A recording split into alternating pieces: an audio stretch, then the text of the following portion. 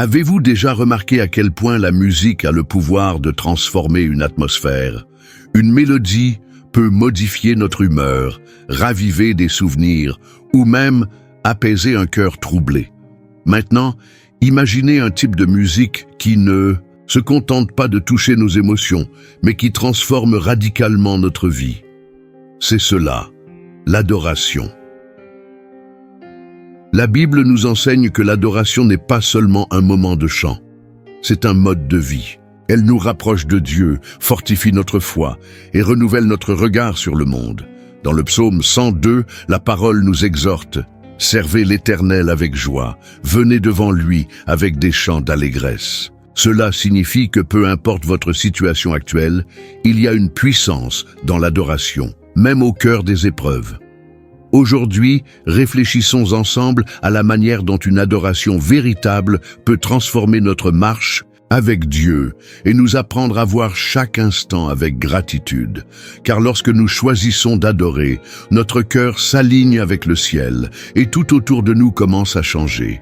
Bien souvent, nous considérons l'adoration comme un simple moment du culte, un temps de musique et de louange avant la prédication. Mais la véritable adoration va bien au-delà de cela. Adorer, c'est reconnaître qui est Dieu, indépendamment des circonstances. Prenons l'exemple de Paul et Silas.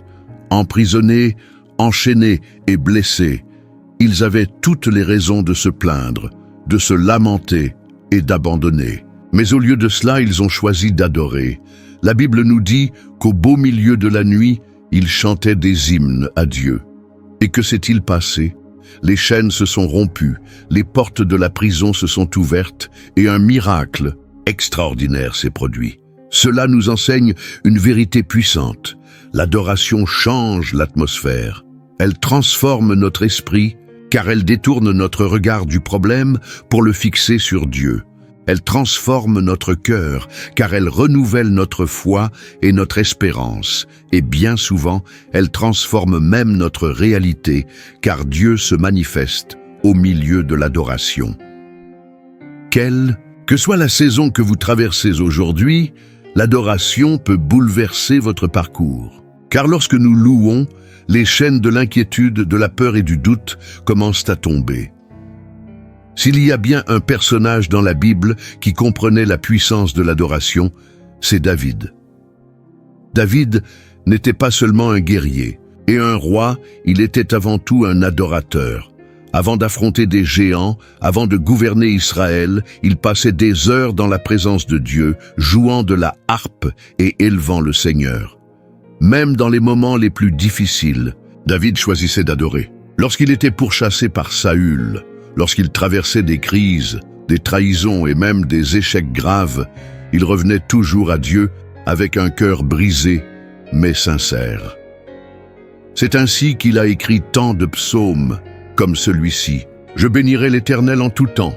Sa louange sera toujours dans ma bouche. » Psaume 34, 1. David nous enseigne que la véritable adoration ne dépend pas des circonstances. Elle naît d'un cœur qui fait confiance à Dieu en tout temps. Si nous sommes dans la joie, nous adorons avec gratitude. Si nous sommes dans l'épreuve, nous adorons avec confiance. Si nous sommes dans la repentance, nous adorons en cherchant la restauration. David n'a pas été appelé un homme selon le cœur de Dieu parce qu'il était parfait, mais parce qu'il savait se rendre en adoration, quelles que soient les épreuves qu'il traversait. Cela nous rappelle que l'adoration n'a pas besoin d'un cadre idéal, elle a seulement besoin d'un cœur sincère. L'adoration n'est pas seulement un acte de gratitude lorsque tout va bien, c'est aussi un chemin de transformation lorsque tout semble difficile. David adorait Dieu bien avant d'être roi, alors qu'il n'était encore qu'un simple berger. Il a adoré après ses victoires, mais aussi lorsqu'il a dû fuir pour sauver sa vie. Paul et Silas ont adoré en prison. Job a adoré après avoir tout perdu. Que cela nous enseigne-t-il? Que l'adoration ne dépend pas de ce que nous ressentons, elle repose sur qui est Dieu. Bien souvent, nous voulons louer seulement lorsque tout va bien, mais la plus grande preuve de foi, c'est d'adorer même au cœur de la souffrance, car lorsque nous adorons, quelque chose de puissant se produit. Notre regard change. Nous apprenons à voir au-delà des circonstances et à fixer nos yeux sur Dieu. Notre foi est fortifiée. Même sans réponse immédiate, nous nous rappelons que Dieu reste souverain. Notre cœur est restauré. L'adoration nous rapproche du Père et renouvelle notre âme. Peut-être qu'aujourd'hui, vous n'avez envie que de vous lamenter. Mais si, au lieu de cela, vous choisissiez d'adorer, car celui qui adore dans le désert verra bientôt la terre promise. Si l'adoration a un tel pouvoir, comment pouvons-nous la vivre de manière authentique au quotidien? Voici 3 attitudes qui peuvent transformer votre vie spirituelle. 1. Adorez Dieu indépendamment des circonstances. N'attendez pas un moment parfait pour adorer. Si vous êtes dans la joie, louez avec gratitude. Si vous traversez une épreuve, louez avec confiance. Dieu est digne d'adoration en tout temps. Faites de votre quotidien un acte d'adoration. L'adoration ne se limite pas au chant à l'église. Chaque action accomplie pour glorifier Dieu est un acte de louange. Votre travail, la manière dont vous traitez les autres et vos choix quotidiens peuvent être des expressions d'adoration. 3. Utilisez l'adoration comme une arme spirituelle. Quand la peur vous envahit, chantez un cantique. Quand l'anxiété s'installe, proclamez les promesses de Dieu. L'adoration ne se contente pas de nous fortifier, elle transforme aussi l'atmosphère spirituelle autour de nous.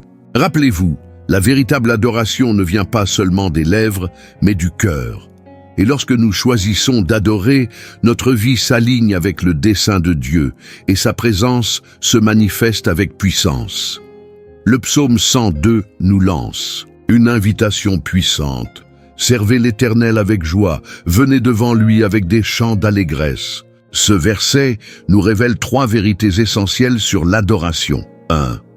L'adoration est un privilège, non une obligation. La Bible ne dit pas « adorer parce que c'est un devoir », mais « servez l'Éternel avec joie ». Lorsque nous réalisons qui est Dieu, l'adoration devient une réponse naturelle, le reflet de notre amour pour lui. 2. L'adoration nous conduit dans la présence de Dieu. Le verset nous invite à venir devant lui avec des chants. Cela signifie que l'adoration nous rapproche du Père. Chaque fois que nous louons, nous entrons dans sa présence d'une manière unique. 3. La joie fait partie de la véritable adoration. Quand nous louons, quelque chose change en nous. Même dans les moments difficiles, l'adoration nous fortifie, renouvelle notre foi et nous rappelle les promesses de Dieu. Cela signifie que, quelles que soient les circonstances, il y a toujours une raison d'adorer. Car la vraie joie ne dépend pas des situations, mais d'un cœur qui sait que Dieu est aux commandes. L'adoration n'est pas seulement un acte de gratitude, c'est une réponse à l'amour de Dieu. Dès le commencement, nous avons été créés pour vivre en communion avec lui. Mais le péché nous a éloignés de cette relation parfaite. Pourtant, dans sa fidélité, Dieu a tracé un plan pour nous ramener dans sa présence, et ce plan s'est accompli en Jésus. Lorsque Christ est mort sur la croix, il a restauré notre accès au Père. Désormais, nous n'adorons plus Dieu comme des étrangers, mais comme des enfants réconciliés avec lui. Jésus nous a enseigné que la véritable adoration ne repose pas sur des rituels ou des lieux spécifiques, mais sur un cœur sincère et abandonné. Il a dit: mais l'heure vient, et elle est déjà là, où les vrais adorateurs adoreront le Père en esprit et en vérité. Jean 4, 23. Cela signifie que l'adoration ne se limite pas à chanter. Elle consiste à mener une vie qui reflète l'amour de Dieu. Lorsque nous comprenons cela, l'adoration devient bien plus qu'un moment. Elle devient notre mode de vie. L'adoration a le pouvoir de transformer nos vies, non pas parce qu'elle change immédiatement nos circonstances, mais parce qu'elle change notre regard sur elle. Lorsque nous choisissons d'adorer, notre cœur se fortifie, notre foi se renouvelle et notre communion avec Dieu s'approfondit. Peut-être traversez-vous aujourd'hui des défis, mais posez-vous cette question. Et si, au lieu de vous plaindre, vous choisissiez d'adorer ? Car ceux qui adorent font l'expérience de la présence de Dieu de manière réelle et puissante.